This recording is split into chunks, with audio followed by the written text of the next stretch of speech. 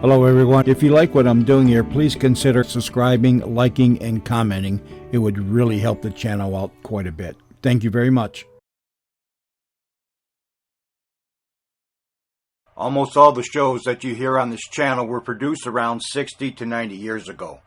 It was a different time and a different era. Stereotypical portrayals and comments were the norm back then. Many old-time radio shows contained some material that today some would find objectable in some fashion. This is history, and this was the way it was. We learn from our mistakes and we move forward every time the sun comes up. The shows contained here are not only for the historical content they may contain, but for entertainment. What some may find offensive, others will not. If you find you are easily triggered by stereotypical portrayals or comments, I suggest you immediately stop listening, unsubscribe, and find other avenues of entertainment. Unless the platforms that I have these shows uploaded to mandate they be removed, they will stay. Please enjoy the following show.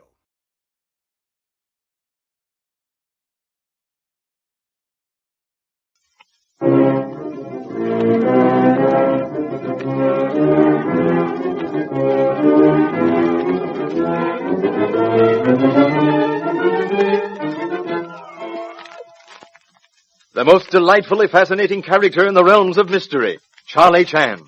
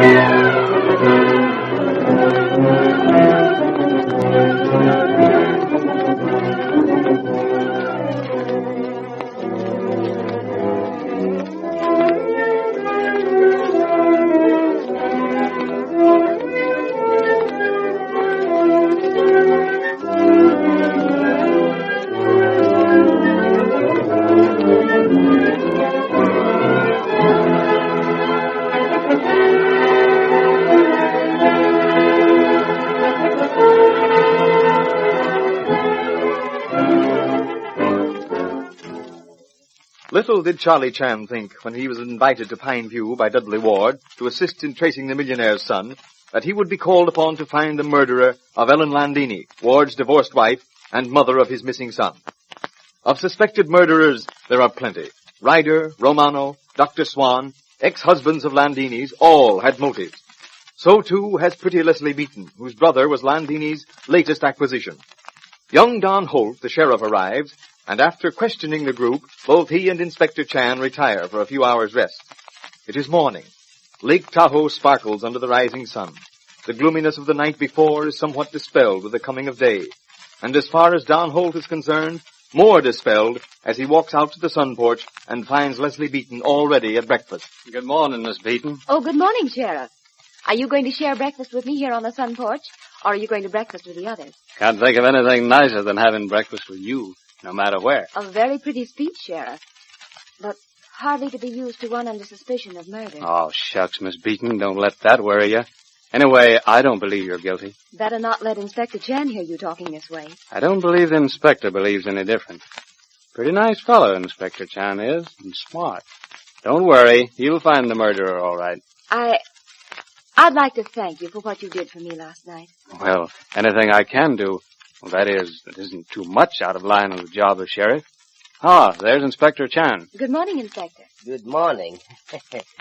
May I be permitted to remark, Miss Beaton, that you look very lovely this morning. Oh, thank you, Inspector. I did think for a while that I was going to have to appear in an evening gown, but Cecile helped me out. Not at all a bad fit, do you think? Opinion expressed by me on question of feminine fashions would be as useful as telescope in hands of blind man. However, we'll admit that it looks, in my humble opinion, leave nothing to be desired. Well, what's the order of the day, Inspector? Well, first, there are certain questions I desire to ask of Cecile. You won't have to wait long for Cecile. She's bringing me some French toast for breakfast. Oh, excellent. Then I fear we shall have the unpleasant interview with Mr. Ryder. After that, we shall proceed to question Cook before putting little dog trouble on plane of Madame Landini. I don't get the idea of the dog at all, Inspector. I guess it's all right. My plan is at present no more than guess. But if I am not mistaken, we shall have taken big stride over a difficult place in our upward climb. Here's Cecile. Good morning, Cecile. Good morning, Monsieur Inspector. Cecile, I wish to ask you one or two questions. But of course, Monsieur Inspector, that is to be expected. The night of the murder, when last I saw you, Madame Landini had just asked you to fetch a blanket for her dog. Your pardon, Monsieur. That one, Landini, never asked one single thing. She always ordered. And me? Me, Monsieur, I frankly refuse to get that blanket. Yes, quite so, Cecile. And so you asked Arsene to fetch blanket? Your pardon again, Monsieur, but I did not see Arsene. I went to the kitchen and stayed there till I heard the shot. The cook was there all that time? The entire time? But yes, Monsieur Inspector, all of the time. Then the cook could not possibly have killed Madame Landini? C'est impossible, Monsieur. C'est ridiculous. The cook, she could not have killed Madame any more than I can. Oh, thank you so much. That is all, Cecile. Monsieur will have breakfast? Arsene, he has injured legs, so this morning I am help with the breakfast. Ah, yes. Arsene. Breakfast, Cecile, yes. I shall partake of one glass of orange juice when I go to kitchen to interview cook. Man of my ample proportions must sacrifice likes on the altar of health, you know. And you, Monsieur Sheriff, only orange juice? Oh, I should say not. I'll have ham and eggs and an orange juice.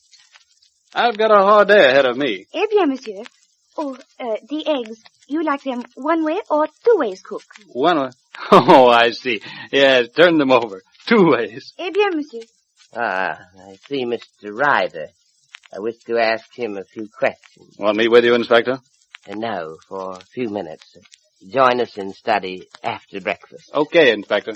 Good morning, Mr. Ryder. Good morning, Chan. Mr. Ryder, may I ask you to step upstairs to study for a few moments? Now really, Chan, don't you think this question and answer business has gone far enough? You are suggesting that we consider the matter of Madame Landini's murder closed and, like snap of fingers, permit murderer to escape? Oh, certainly not. But the properly constituted authorities can take care of everything very nicely. Not, of course, that I deny your ability or anything. Mr. Holt?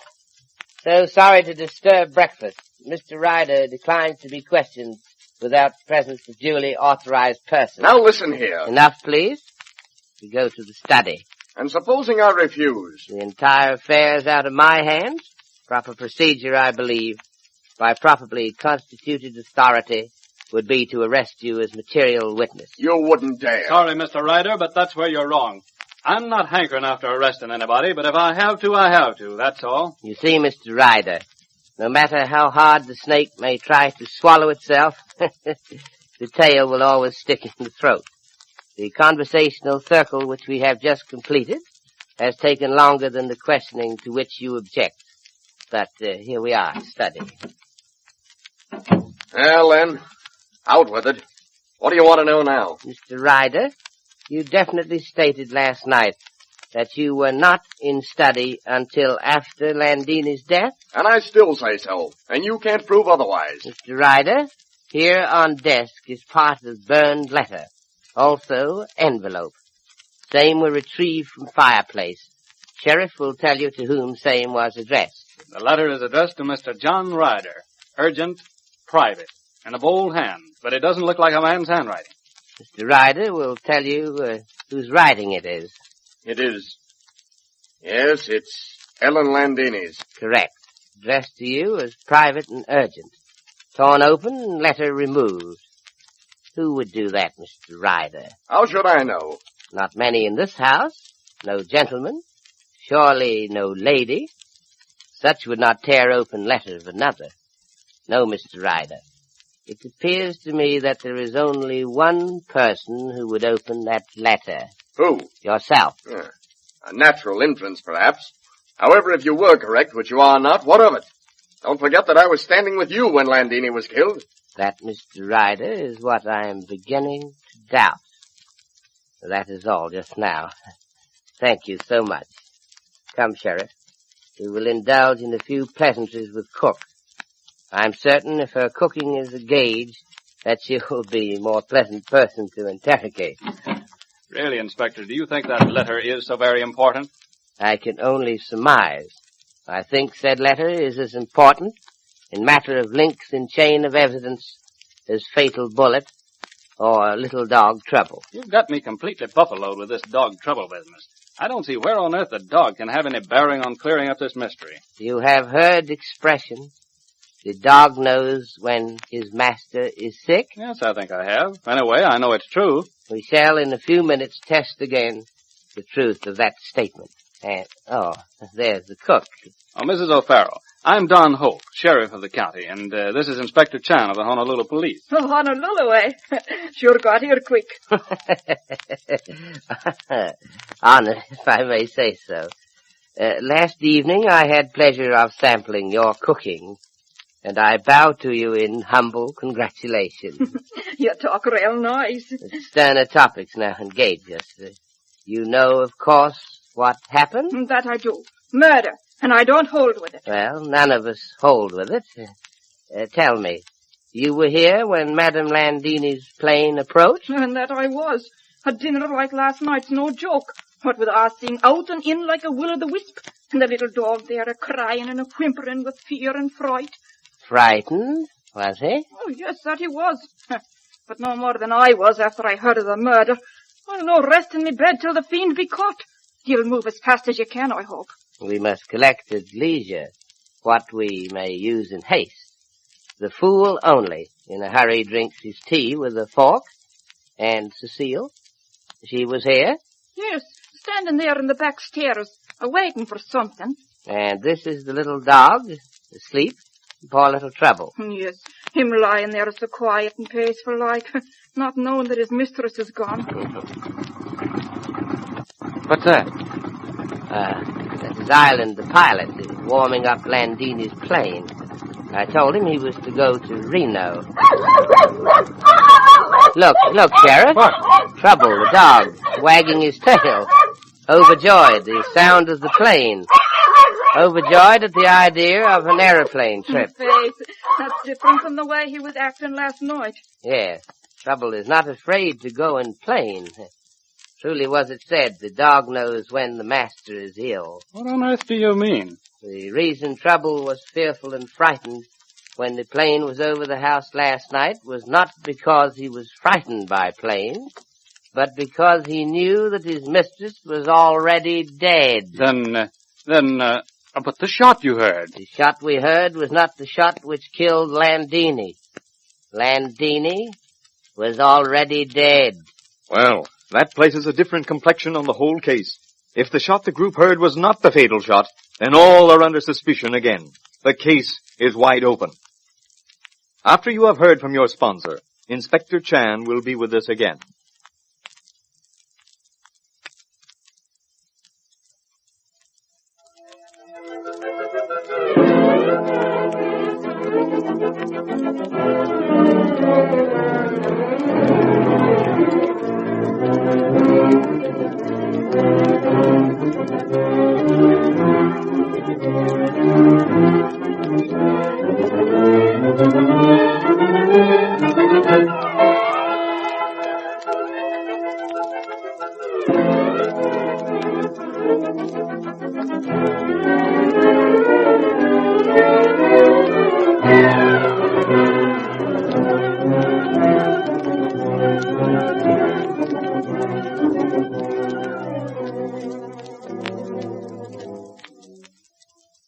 Well, Mr. Chan, what treat do you have in store for us tonight? I have been thinking a great deal about the little dog Trouble.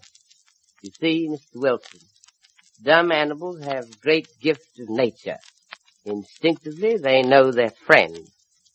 It has been well said that man, though kind of feature, open-handed in generosity, and voluble with good words, is to be avoided if same is shunned by dogs. So that sometimes dogs may be better judges of human beings than men, huh? Very often that is the case, Mr. Wilson. Thank you, Inspector Chan. And good night. Good night, Mr. Wilson.